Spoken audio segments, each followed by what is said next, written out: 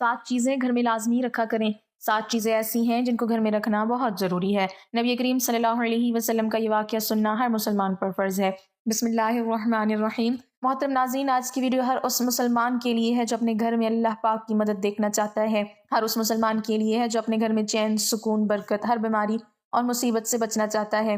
آج کی ویڈیو میں ہم آپ کو بتائیں گے کہ وہ کون سی 7 چیزیں ہیں جنہیں گھر میں رکھنا رسول اللہ صلی اللہ علیہ وسلم نے ضروری بتلایا۔ وہ 7 چیزیں جو رسول اللہ صلی اللہ علیہ وسلم نے بتائی ہیں، آپ انہیں گھر میں رکھنا شروع کر دیں تو آپ دیکھیں گے کہ اللہ جل شانہ کس طرح آپ کے گھر کو ہر برائی سے محفوظ رکھتا ہے۔ گھر میں برکتوں کا نزول شروع ہو جاتا ہے، مایوسیاں خوشیوں میں بدلنا شروع ہو جاتی ہیں۔ ان 7 چیزوں کو گھر میں رکھنے سے بیمار گھرانے صحت یاب ہونا شروع ہو جاتے ہیں۔ ان 7 چیزوں کو گھر میں رکھنے سے تنگ دستی خوشحالی میں بدلنا شروع ہو جاتی ہے۔ ان 7 چیزوں کو گھروں میں رکھنے سے اٹکے ہوئے اور پھنسے ہوئے کام اللہ کی غیبی مدد سے پایہ تکمیل تک پہنچتے نظر آئیں گے۔ ان 7 چیزوں کو گھروں میں رکھنے سے بچوں اور بچیوں کے من پسند گھرانوں میں رشتے طے پانا شروع ہو جائیں گے۔ محترم ناظرین، وہ کون سی 7 چیزیں ہیں جنہیں گھر میں رکھنا رسول اللہ صلی اللہ علیہ وسلم نے ضروری بتلایا ہے؟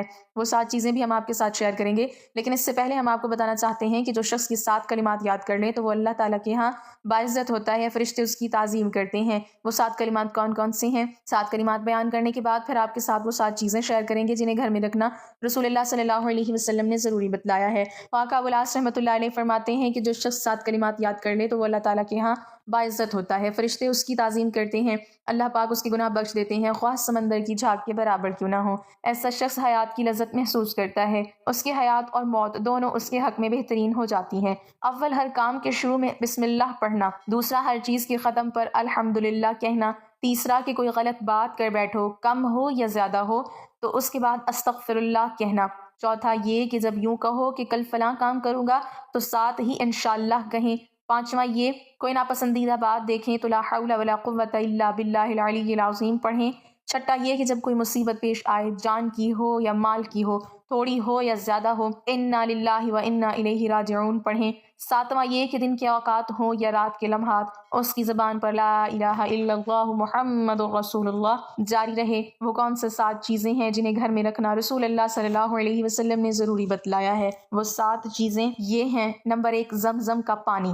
آپ کو جسمانی اور روحانی کوئی بیماری ہو جائے، آپ کھڑے ہو کر قبلہ رخ ہو کر ایک گلاس زمزم کا پانی پی لیجئے۔ پانی پیتے ہی آپ اللہ کی قدرت اور آب زمزم کی برکت سے اس کا اثر اپنے جسم پر دیکھیں گے۔ نمبر 2، قرآن شریف۔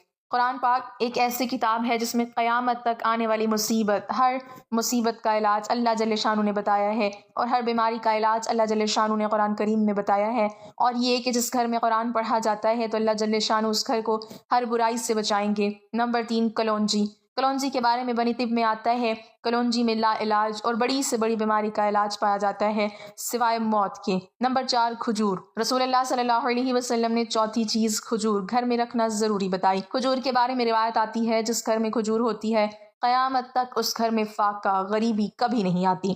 کھجور کے بارے میں آتا ہے کہ اگر کوئی شخص صبح شام صرف 7 کھجوریں کھائے تو بتایا کہ اس کی موت تک نہ اسے کوئی روحانی بیماری ہوگی اور نہ اسے کوئی جسمانی بیماری ہوگی۔ نمبر 5، زیتون کا تیل۔ زیتون کے بارے میں اللہ جل شانہ نے قرآن پاک کی ایک آیت اتاری ہے، وَالتِّینِ وَالزَّیتُونِ۔ یہ آیت صرف زیتون کے بارے میں ہے۔ جو بھی شخص زیتون کا استعمال کھانے میں کرے گا یا کسی بیماری میں کرے گا تو ایسی 99 بیماریاں جن کا علاج ابھی تک دریافت نہیں ہو سکا، اس کا علاج بھی زیتون میں ہے۔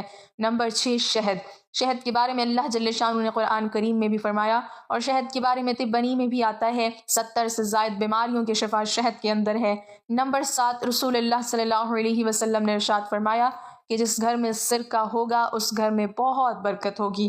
سرکہ کے بہت سارے فوائد ہیں۔ انگوری سرکہ کے بارے میں رسول اللہ صلی اللہ علیہ وسلم نے گھر میں رکھنے کو فرمایا ہے۔ ہمارے اعمال ہی ہمارے اوپر آنے والی مصیبت اور پریشانی کا سبب بنتے ہیں۔ ہمارے اعمال ٹھیک نہ ہونے کی وجہ سے اللہ تعالیٰ ناراض ہوتا ہے، اور ہمارے حق میں کیے جانے والے فیصلے اللہ کی ناراضگی کا سبب بنتے ہیں۔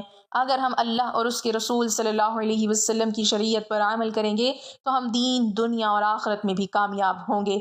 حضرت ابو ذر غفاری رضی اللہ تعالیٰ عنہ فرماتے ہیں کہ مجھے رسول اللہ صلی اللہ علیہ وسلم نے 7 نصیحتیں کیں۔ نمبر 1، مجھے اس کا حکم فرمایا کہ مسکینوں سے محبت کرو اور ان کے قریب رہا کرو۔ نمبر 2، مجھے یہ حکم فرمایا کہ میں اپنے سے اونچے لوگ، زیادہ مالدار نگاہیں نہ رکھوں، اپنے سے کم درجہ لوگوں پر نگاہیں رکھوں، ان پر غور کیا کروں۔ نمبر 3، مجھے حکم فرمایا کہ میں صلہ رحمی کیا کروں اگرچہ وہ مجھ سے منہ پھیریں، یعنی جس کے ساتھ صلہ رحمی وہ مجھ سے غائب ہو، دور ہو، یا یہ کہ وہ میرے ساتھ توجہ سے پیش نہ آئے بلکہ مجھ سے روگردانی کرے۔ ترغیب کے الفاظ یہ ہیں کہ اگرچہ وہ مجھ پر ظلم کرے، اس سے دوسرے معنی کی تاکید ہوتی ہے۔ نمبر 4، مجھے حکم فرمایا کہ میں کسی شخص سے کوئی چیز نہ مانگوں۔ نمبر 5، مجھے حکم فرمایا کہ میں حق بات کہوں چاہے کسی کو کڑوی ہی لگے۔